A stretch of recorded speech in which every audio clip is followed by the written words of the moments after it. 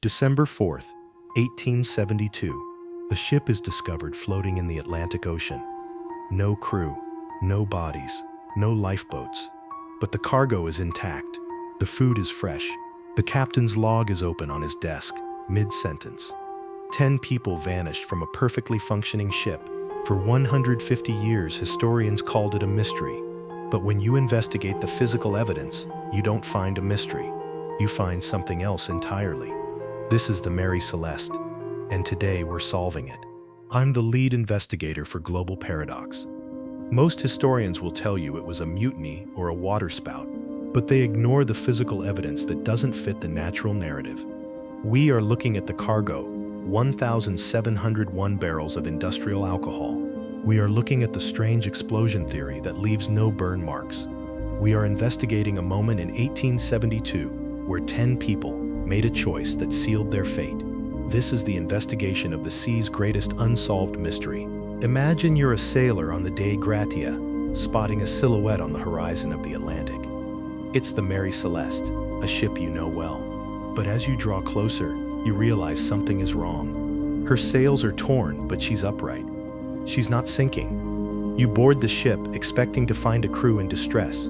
Instead, you find nothing. The captain's log is open on the desk. His wife's sewing machine sits ready for use. There is no blood, no signs of a pirate attack, no struggle, just a silent floating grave for 10 people who seemingly walked off a perfectly good ship into the abyss. This is the survival paradox. In the world of the sea, you never leave the ship unless staying on it is certain death. So what did these 10 people see that made the freezing, shark-infested Atlantic look safer than the deck beneath their feet? To solve the paradox, you have to look at what the ship was carrying. The ship was carrying 1,701 barrels of industrial alcohol. 9 of those barrels were made of porous red oak. They leaked. In the heat of the Atlantic sun, 300 gallons of alcohol vapor filled the hold. The Mary Celeste was a floating bomb, and then it exploded. But here is the investigative detail that the history books often miss.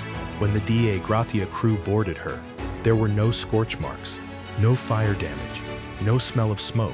For over a century, this was the paradox. An explosion powerful enough to make a veteran captain abandon ship would have surely burned the wood. But modern science has uncovered something remarkable, a pressure wave explosion, known as a flash fire. It's a spectacular wave of flame that burns so hot and so fast that it leaves no soot, no heat damage, and no smell. It is a ghost fire. Imagine the terror. The hatch blows open. A wall of blue flame roars across the deck, and a second later, it's gone. The ship looks untouched. But to the captain, his ship had just become a death trap. And here's the kicker. The captain didn't know ghost fires existed.